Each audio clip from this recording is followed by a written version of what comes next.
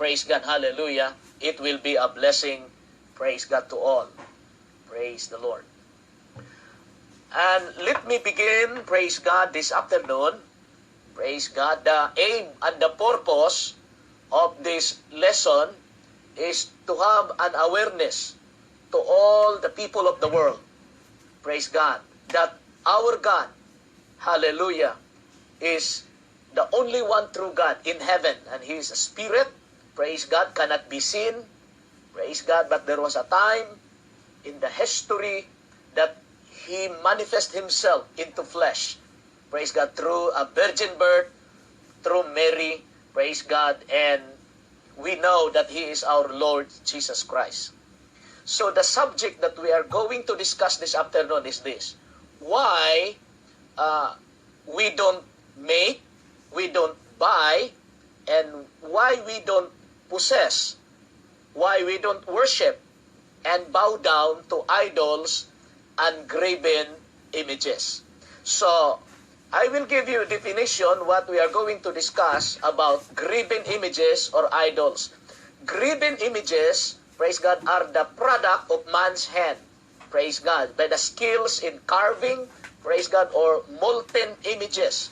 That's what we are going to discuss. This is tangible. Praise God. Those graven images and idols that are made with the hands of man. Okay?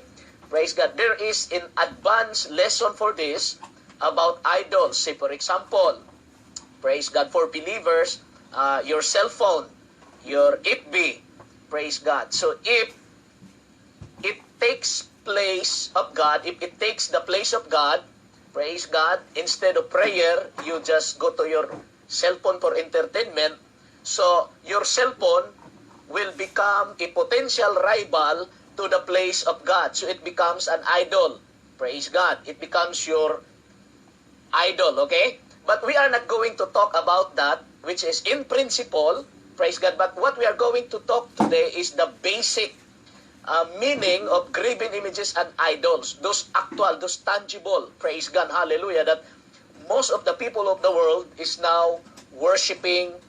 Most of the people of the world are now making, praise God, they possess it, they bow down, they venerate, they worship. And why we don't? Bakit hindi tayo yuyuko? Bakit hindi tayo bibili? Bakit hindi tayo maglalagay sa bahay ng mga larawan o ribulto o mga graven images? So, Pastor, meron po bang basihan? Meron po bang scriptural reason? Yan ang pag-usapan po natin. So, we love all the people of the world. We respect, praise God, everyone's faith. But let me share to you the truth about this subject based on the scriptures. Okay? Praise the Lord. Hallelujah. So, the Bible, praise God, let me read to you this afternoon a verse in the Bible which is our foundation for this study. Okay?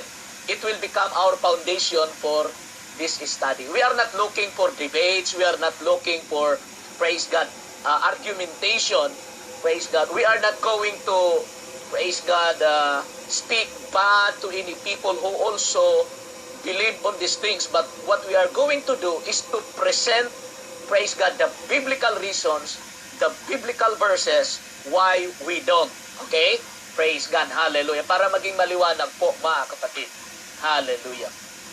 So, the Bible said in Exodus, praise God, chapter 20, verse 1, and God spoke all these words, saying, I am the Lord thy God, which have brought thee out of the land of Egypt, out of the house of bondage. Thou shalt have no other gods before me. Ito po talaga ang unang babala ng Diyos sa mga Hudyong nakatakas sa Egypt dahil tinulungan niya. Ang sabi niya, thou shalt have no other gods before me.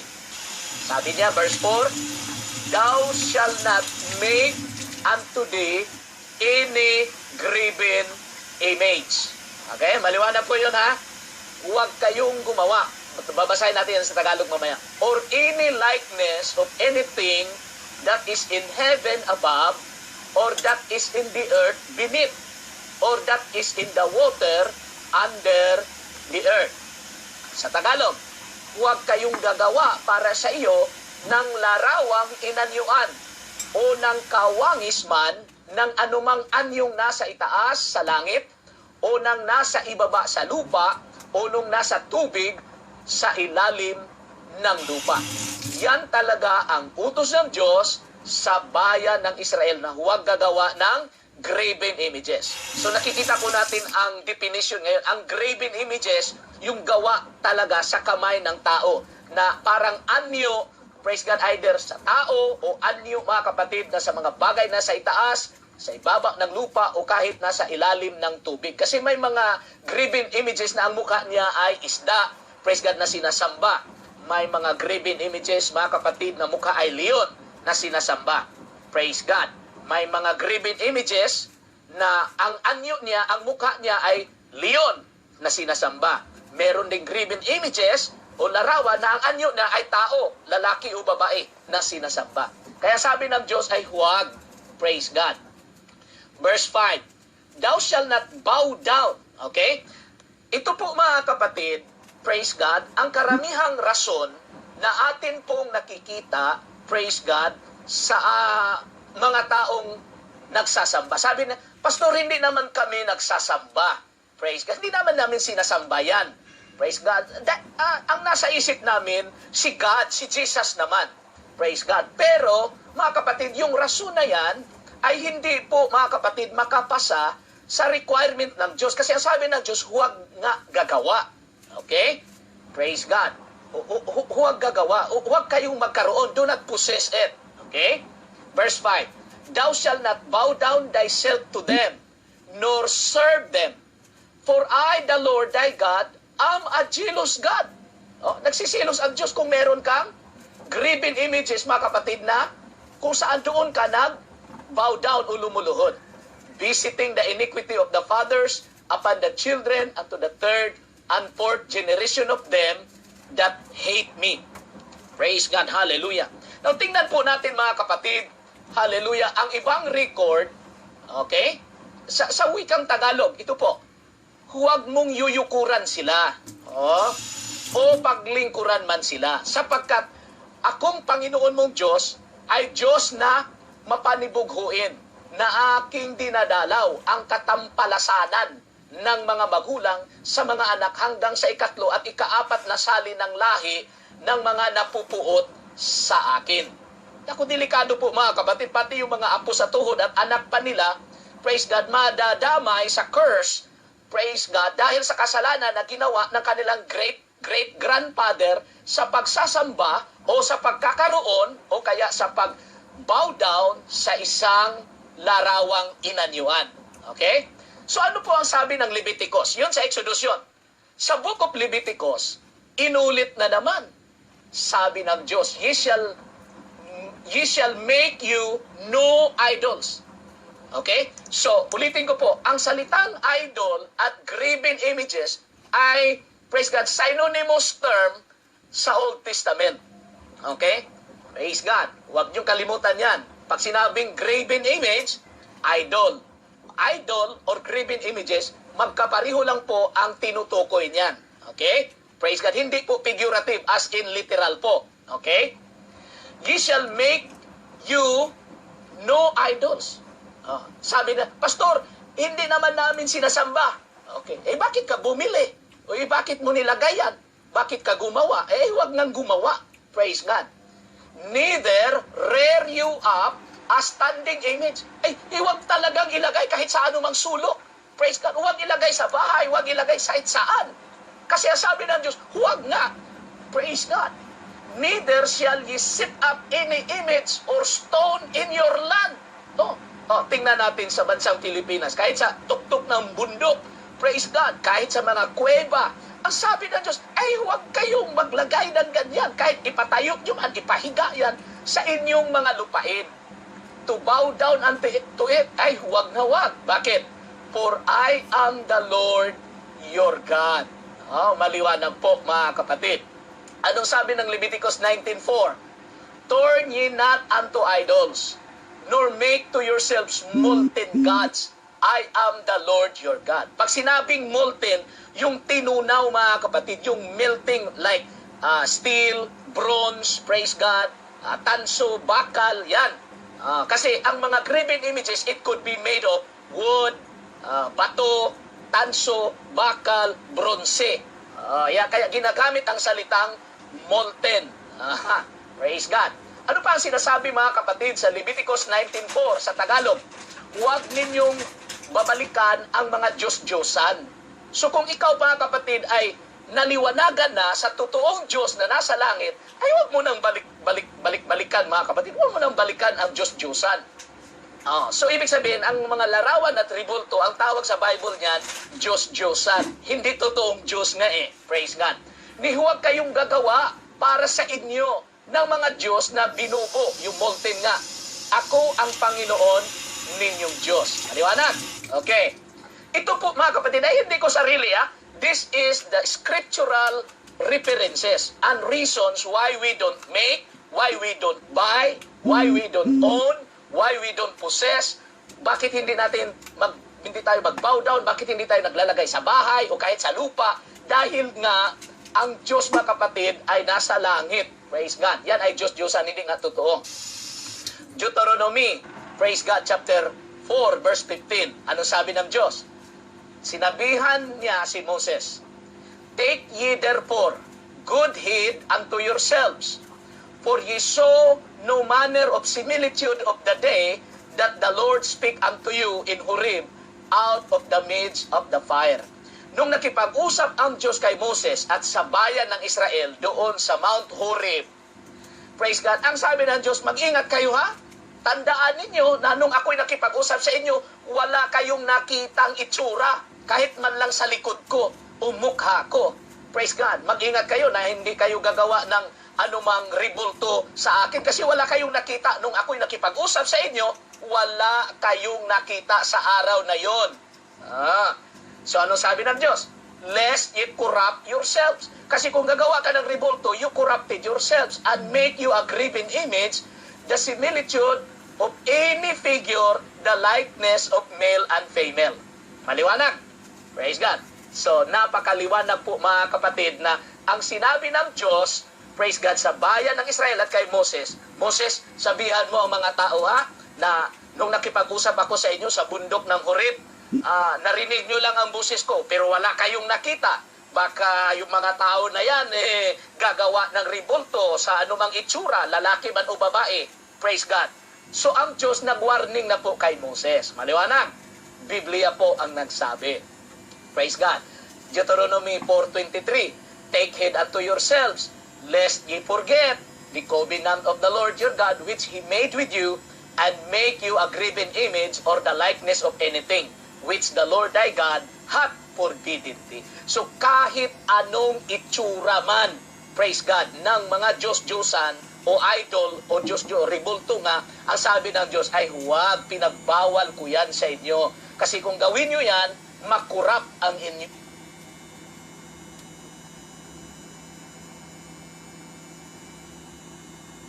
Deuteronomy 5:8, sabayan nyo naman akong magbasa kahit hindi kita marinig. Hallelujah. Thou shalt not make, ito na po, praise God. Ang rason kasi ng iba, hindi naman namin yan sinamba, pastor. Praise God. Pero sabi ng Diyos, huwag kang gumawa. Praise God. Hindi naman ako ang gumawa niyan, pastor. Binili ko lang. Yung nabilhan mo, yung saang shop yan, nabili mo. Sila ang gumawa. Tingnan natin mamaya mga kapatid, Praise God. Thou shalt not make thee any graven image or any likeness of anything that is in heaven above, or that is in the earth beneath, or that is in the waters beneath the earth. Maliwanag po mga kapatid.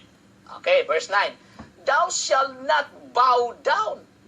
Mga kapatid, ilang bersikulo na po ang nabasa natin, napakarami na po.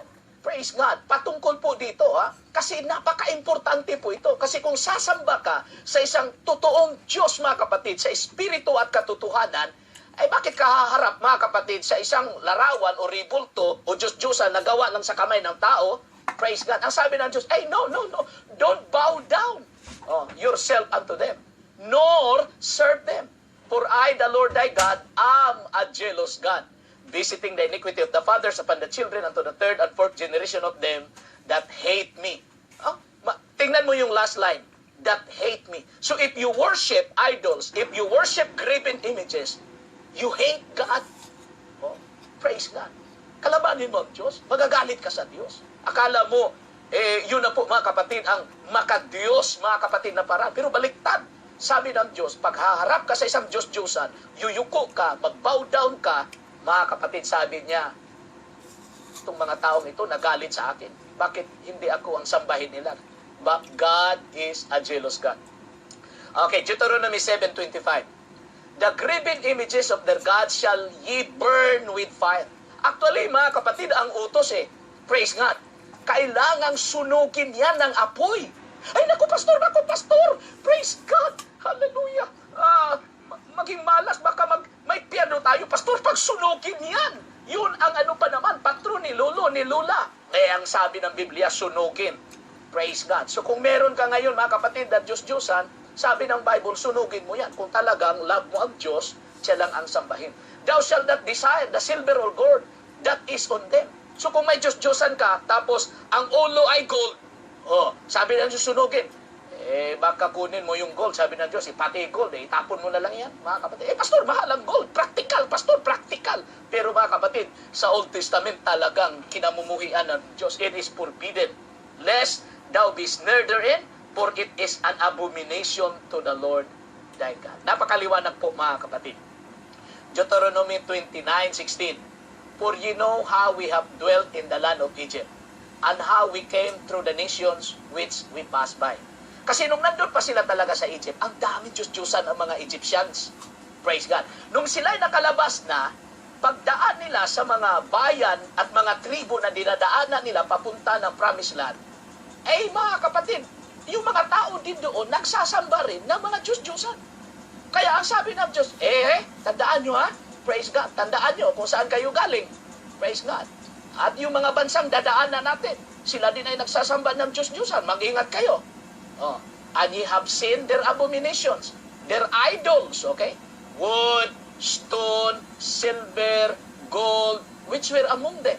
Totoo naman yan, mga kapatid. Ang mga Diyos-Diyosan, ang mga ribulto na ginagawa ng tao, iba-iba yan May kahoy, may bato, may tanso, may gold, may ginto. Praise God. Yung ginto, mahal. Yung kahoy, mura lang. So, nagklaseng Diyos yan, mga kapatid. Kaya sabi ng Diyos, hindi yan pwede.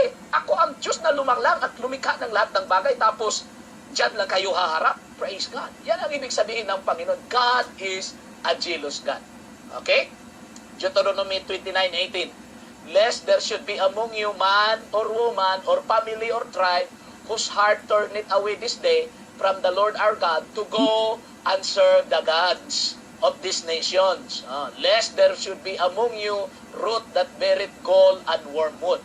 Mga kapatid, by warning ang Diyos sa buong bayan ng Israel. Lalaki man siya, babae, pamilya, isang tribo, baka sila ay aalis sa Diyos na kanilang sinasamba. Praise God. At mag-serve na sila doon sa mga Diyos-Diyosan ng ibang mga bansa. Verse 18 ng Isaiah 40. Praise God. Si Isaiah, mga kapatid, ay isa sa mga prominent prophets ng Israel. Okay? Ang Israel po, mga kapatid, ay palaging, praise God, natutukso nga, kumbaga, sa pagsasamba ng Diyos-Diyosan. Yun ang palaging kasalanan nila, kaya nagagalit ang Diyos sa kanila. Si Isaiah po ay nagsulat. Ito po ang sulat ng Isaiah. Basa kayo, sabay kayo sa akin. To whom then will ye liken God? Nagagalit na nga si Isaiah sa mga tao Sabi niya, praise God, paano nyo ihambing talaga ang Diyos? Praise God. Or what likeness will ye compare unto Him? Kung ang Diyos ay nasa langit, ang Diyos ay espiritu at hindi nakikita, ay huwag natin siyang ihambing, praise God, sa isang Diyos-Diyosan na gawa lang, mga kapatid, sa abilidad ng kamay ng tao. Praise God. Matangos pa nga ang ilong, mga kapatid. Napakaganda. Praise God. Pero sabi ng Diyos, bakit nyo i-compare ako sa gawa ng kamay ng tao? Blessed be the name of the Lord. Ano sabi ng Isaiah? The workman melted a graven image. Okay? Praise God. And the goldsmith spreaded it over with gold and cast it silver chains. Praise God. Ano pa sabi niya? Assemble yourselves and come. Draw near together, ye that are escaped of the nations. They have no knowledge that sift up the wood or the graven image, and pray unto a God that cannot save. Mga kapatid, maliwanag. Pag doon ka luluhod, pag doon ka haharap sa isang ribulto o Diyos-Diyosan na gawa lang sa kamay ng tao, kapatid, hindi ka sasagutin yan. Praise God. Siya yung panalangin. Bakit? Bato lang yan, tanso mga kapatid. Praise God.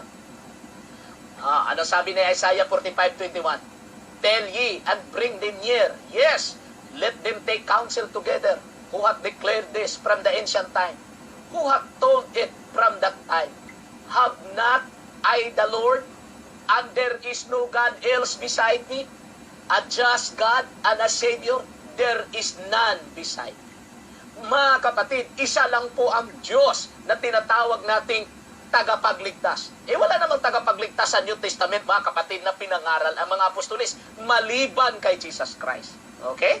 Praise God. At ang promise ni Jesus Christ, ako'y manahan sa inyong puso. So nandito lang siya sa puso. Pag may kailangan ka, mga kapatid, huwag ka lang luluhod sa anong pang harapan mo, mga kapatid, na gawa ng kamay ng tao. Dahil ang Diyos ay nasa puso mo na. Tawagin mo lang siya. Napakalapit lang ang bibig at ang puso. Praise God. At ikay sasagutin ng Diyos. Okay?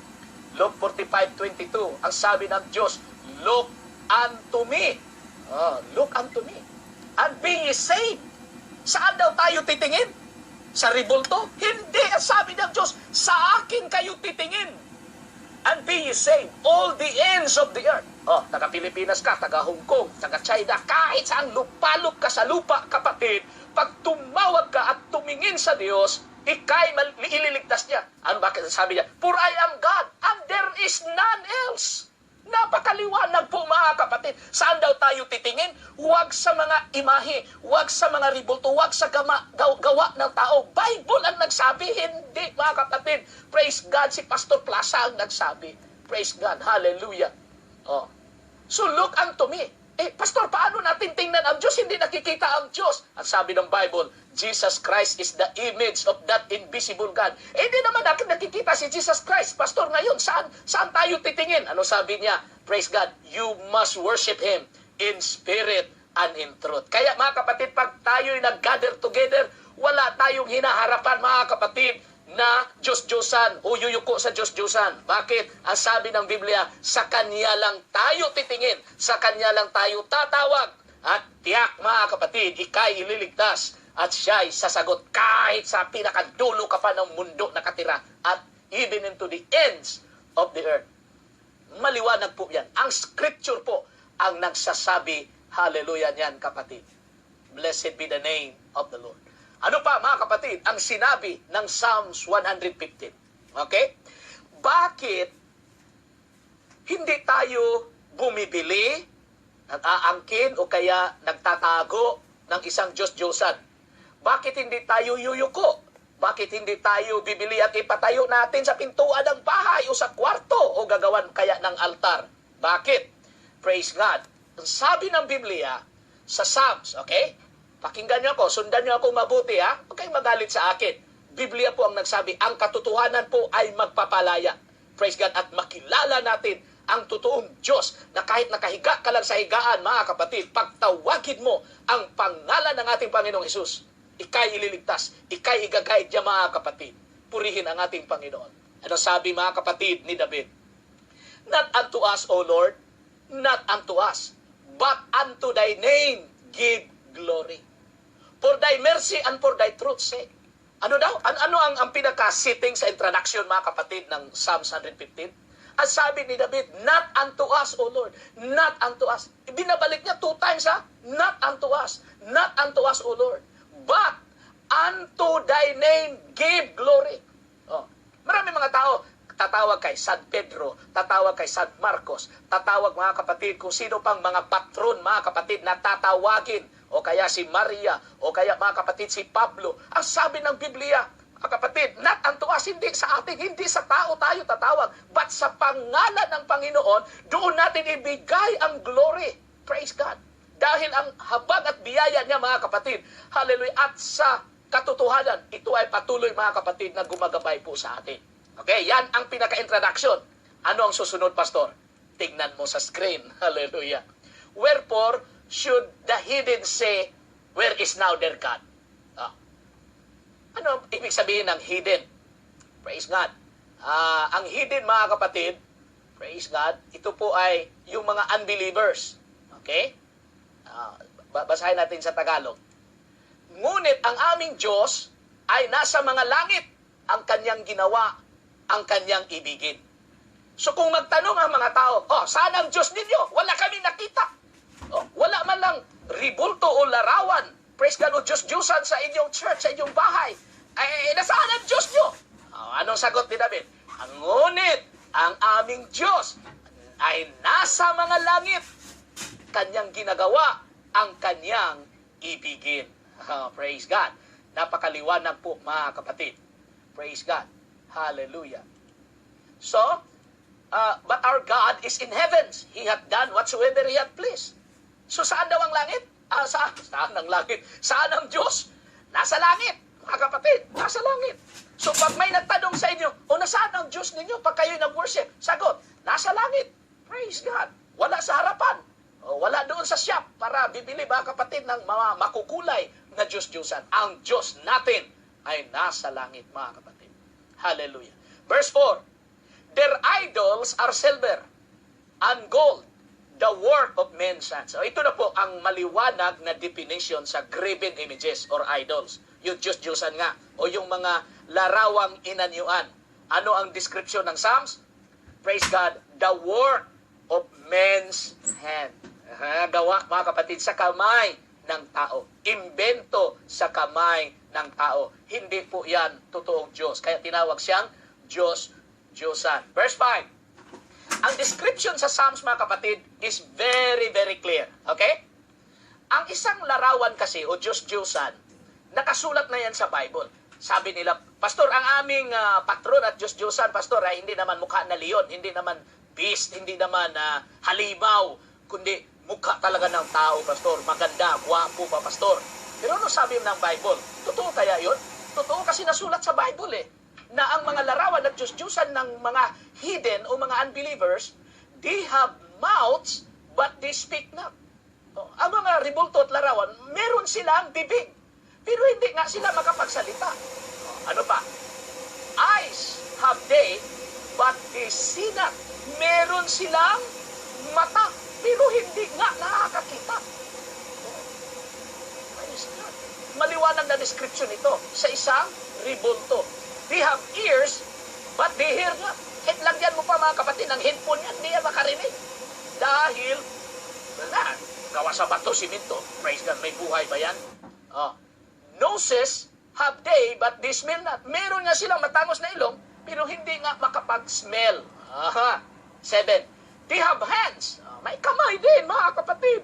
But they handle not. Hindi nga makahawak, kaya kinakarga na lang. Feet have they, but they walk not. Neither speak they through their truth. Mga kapatid, paalala ko lang, warning ko lang. Ang araling ito, ang paksang ito, na puro lang binabasa natin ang scripture, ay hindi po na masaktan ka, kundi ikaw ay mapalaya mula, mga kapatid, sa mga katuruang, praise God, iniwan-iwan ng ating mga ninuno. Okay? Dahil wala yan sa Bible. Alam nyo ba kung anong mangyayari, mga kapatid, kung hanggang ngayon ay, praise God, meron ka pang Diyos-Diyusan sa bahay mo, sa buhay mo, mga kapatid. Now, I'm talking about literal, not figurative, okay? Praise God. Ituturo ko sa inyo ang advanced learning ko dyan, mga kapatid. Hallelujah. So, kung nagsasamba ka, yuyuko ka, mga kapatid, alam mo, may mata, hindi nakakita, may ilong, hindi makasmell, may bibig, hindi makapagsalita, may tenga, pero hindi nakakarinig, may mga paa, hindi makalakad, may kamay, hindi makahawak. Praise God. Alam nyo ba kung meron ka ng ganyan? Ano sabi ng Bible? Basahin nyo, basa. They that make them, lako, yung mga producer niyan, yung mga shop na gumagawa, Hindi naman ako gumagawa, pastor, bumibili lang. Tingnan natin mga kapatid. They that make them are like unto them. Yung mga gumagawa ng rebulto ay maging katulad din sa mga rebulto. Kaya mahirap mga kapatid, i-win ang tagagawa ng rebulto. Bakit? Bulag siya eh. Hindi siya makakita ng katotohanan. Hindi siya makarinig ng katotohanan. Hindi siya makapagsalita mga kapatid. Bakit, pastor? Dahil ang sabi ng Bible, ang lahat ng gumagawa ng rebulto ay maging katulad sa rebulto. Ano ba ang rebulto? Ang rebulto, mga kapatid, may mata pero hindi nakakita. May bibig, hindi kapagsalita. May tainga pero hindi makakarinig. Maliban na lang pagbuksan ng Diyos ang kanilang mata. Maliban na lang pag-i-reveal ng Diyos ang katotohanan sa kanila. Praise God. Hindi naman ako gumagawa, pastor. Praise God. Bumibili lang ako. Nako, mga kapatid, tingnan mo ang last line. So is everyone that trusted in them. So hindi lang yung producer, hindi lang yung gumagawa ng rebulto, pati yung mga bumibili at naniniwala nito. Maging katulad din sila sa description ng Bible. Mga kapatid, nakakatakot, mga kapatid. Biblia po ang nagsasabi. I pray and I send the spirit of wisdom and understanding. Praise God. Hallelujah. Will be given by God. Hallelujah. That your soul will be liberated. I repeat it again. Just look unto God. Just call upon the name of God and you will be saved. Hallelujah. Blessed be the name of the Lord. Pastor, lumang tipan, pastor, yung palagi mong kinokot. Meron ba yan sa New Testament? Delikado ba talaga yan, pastor? Tingnan natin mga kapatid ang sulat ni Pablo. Praise God sa 1 Corinthians chapter 6 verse 9. Okay? 1 Corinthians chapter 6 verse 9 hanggang 11. Know ye not that the unrighteous shall not inherit the kingdom of God? Alam nyo ba, mga kapatid, na mga unrighteous, babasahin ko yan sa Tagalog para maging maliwanag po. Basahin na natin muna sa English. Know ye not that the unrighteous, praise God, shall not inherit the kingdom of God? Be not deceived. Huwag tayong magpaluko. Neither fornicators, nor idolaters. So, ang mga tagasamba ng Diyos-Diyosan kasama sa enumeration na hindi makapasok sa kaharian ng Diyos. Nor adulterers, yung may mga kabit. Mga kapatid, hindi rin makapasok sa langit yung may mga kabit. Sorry na lang. Nor effeminate. Ano itong effeminate, pastor? Ang effeminate, ito po yung, praise God, may kilos pa lang praise God, malambot. Kung sa ating panahon, bakla, mga kapatid. Walang karelasyon na lalaki, pero pag kumilos, ay parang, yun na nga, mga kapatid. Ang term sa Bible dyan, effeminate. Hindi yan makapasok sa langit. Ang Bible lang sabi, hindi ako, praise God. Nor abusers of themselves. Mga addict, they abuse themselves with mankind. Nananakit, mga kapatid. Hindi rin makapasok sa langit. Nor thieves, mga magnanakaw. Hindi makapasok ang mga magnanakaw. Sa church, pastor, may magnanakaw ba?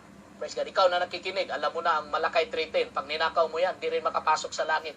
Nor covetous, lovers of money. Nor drunkards. Naku, mga kapatid, pati yung mga lasinggero, hindi makapasok sa langit. Pastor, Diyos-Diyosan ang pinag-usapan natin, bakit ka ba napunta sa inuman? Nandyan kasi yan sa enumeration. Drunkards. Nor revilers. Okay, party dito, party doon. Nor extortioners shall inherit the kingdom of God. Basahin natin sa Tagalog, mga kapatid, para maliwanag po. Praise God. Ano sabi ng Bible? Hallelujah. O hindi baga ninyo nalalaman na ang mga liko ay hindi magsisipagmana ng kaharian ng Diyos? Sino daw ang mga liko? Tingnan natin kung sino ang mga liko. Dahil ang mga liko, hindi sila makapagmana sa kaharian ng Diyos. Huwag kayong padaya. Huwag kayong padaya. Praise God. Kahit ang mga mapakiapit. Okay? Ni ang mga mananamba sa Diyos-Diyosan. Narinig nyo? Ulitin ko po. Ang mga mananamba sa Diyos-Diyosan ay hindi makapasok, hindi makapagmana sa kaharian ng Diyos. Kaya ako po, praise God, binigyan ng Panginoon ng boldness, purihin ang Diyos, na ipangaral ito, mga kapatid. Praise God. Para pastor, para dadami ang kaaway mo, para dadami ang buzzers mo. No, no, no, no, no. I love your soul. I want you to go to heaven. Gusto ko makapunta ka rin sa langit. Gusto kong makapasok ka rin sa kaharian at sa buhay na walang hanggan. Pero kapag ikaw ay nagsasamba ng Diyos-Diyosan, ang sabi ng Biblia, hindi ka makapasok sa kaharian ng langit. Ni ang mga mangangalunya, ni ang mga nangbababae, ni ang mga magkikiapid sa kapwa lalaki. Nako! Tumboy, bakla, hindi makapasok rin, mga kapatid. Yun na po ang ipiminate ng bababae. Ni ang mga nakikiapid sa kapwa lalaki. Kung lalaki ka praise God, ang dami babae dyan, maghanap ka, ayusin mo na lang yung relasyon mo. Praise God. Kasi kung hindi, kung kapwa lalaki pa rin ang iniibig mo, mga kapatid, hindi ka makapasok sa langit. Praise God. Ano sabi, mga kapatid?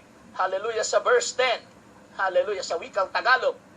Ni ang mga magnanakaw, ni ang mga masasakim, ni ang mga manglalasing, maliwanag yan, ni ang mga tungayaw, malalim na Tagalog, di ko alam yan, mga kapatid, ni ang mga manlulupig, ay hindi mangagmamana sa kaharian ng Diyos. Hallelujah. Pero mga kapatid, ang buhay natin ay ganun dati. Ano sabi ni Pablo? And such were some of you. Ano yung such were some of you? Maraming naging Kristiyano, kahit mga pastor nga dati, ay merong madilim na karanasan na kanang buhay. Bisyo doon, bisyo dito, babae doon, babae doon. Babae doon na tuloy. Praise God. Pero ang sabi ni Pablo, and such were some of you. But ye are washed. Ito na po. Dito na po papasok ang bautismo. Pag nahugasan ka sa bautismo, kahit gaano kadami ng kasalanan mo, mga kapatid, ikaw ay patatawarin. But ye are sanctified. Nakareceive tayo ng Holy Spirit. Kaya tayo nilinis ng kanyang Espiritu. But ye are justified in the name of the Lord. Pinawalang sala ka dahil sa pangalan ng Panginoong Hesus. And by the Spirit of our God. So, yung bautismo na in Jesus' name, kulang pa yan. Kailangan matanggap mo rin ang Spirit of our God. Hallelujah. Para kumpleto po ang iyong kapanganakan sa tubig at Espiritu. Ulitin ko po, mga kapatid. Praise God sa wikang Tagalog. Praise God. Gusto kong ipabasa sa inyo. At ganyan ang mga ilan sa inyo. Ngunit nangahugasan na kayo. Ngunit binanal na kayo. Ngunit inaaring ganap na kayo sa pangalan ng Panginoong Hesukristo at sa Espiritu ng ating Diyos. Kapatid, ang pinag-usapan po natin Diyos-Diyosan. Isa lang yon. Pero sa enumeration dyan, ang dami. Ay, ibang subject na yon. Sa susunod naman, mga kapatid, mahaba-haba pa naman ang quarantine. Praise God. Hallelujah. So tuloy po, mga kapatid, praise God, ang ating pagdidiscuss sa hapong ito. Yun lang po, praise God, at ulitin ko po, yan po ang mga scriptural reasons bakit hindi tayo nagsasamba ng Diyos-Diyosan o kahit bumili o magkaroon o kaya yuyuko, praise God, sa isang Diyos-Diyosan. Maliwanag po ba? Purihin ang Diyos. Hanggang dito lang po ako magtapos, mga kapatid. Dahil bukas itutuloy natin ang part 2. Marami pa po ang part 2, mga kapatid. Sa New Testament naman po tayo mag-focus patungkol sa graven images. At ulitin ko po, don't make a mistake for this. Okay? May isang reverend na nag-visit sa akin, praise God, na actually this lesson is deep. Totoo yan, mga kapatid. Dahil sa atin namang mga baptized na in Jesus' name, maaring hindi nga ribulto ang dala mo dahil iniwanan mo na yan, pero may ibang idol na sa buhay mo. Praise God. Hallelujah. It could be your work, it could be your beauty, it could be anything that replaces the place of God. Pag-aralan natin yan sa susunod. Pero ito po ay basic lang po, yung literal na graven image, yung literal na idol, hindi yung figurative, okay? Speeches. Ito po yung nasa Biblia, litra por litra, mga kapatid, na talagang ayaw ng Diyos na ang tao ay titingin, luluhod, magkaroon, o kaya magpatayo siya, o kaya bibili ng mga Diyos-Diyosan na yari sa bato, tanso, bakal, at iba pang mga minerals, mga kapatid. Kaya mga kapatid, sa hapong ito, ako po'y lubos na nagpapasalamat. Praise God. Ipasa niyo yan sa inyong mga kaibigan. Praise God. Hallelujah. Ulitin ko po, we are not here, praise God, to open any debates and arguments. We are here to present the truth, and the truth will set you free. Nawa ang katotohanan ito can find a place in your heart. And I pray, hallelujah, and I declare, in the name of Jesus, He is coming soon. There is a great revival. Kaya mga local pastors, mga churches po natin sa Pilipinas, handa kayo dahil may malaking revival. Mag-reveal ang Panginoong Jesus sa mga tao na hindi pa nakakilala sa Kanya. Praise God. Pero kailangang ipangaral natin ang Kanyang salita na hiwag na nating ikatakot ang subject na ito dahil hindi naman ito atin. Galing ito sa ating Panginoong Jesus. Panginoong Diyos, maraming salamat po, Panginoon, na Ikaw po ang naging kasama namin sa hapong ito. Lord God, I pray that You will continue to bless our listeners, Lord. Hallelujah. I pray that You will continue, Lord. Praise God.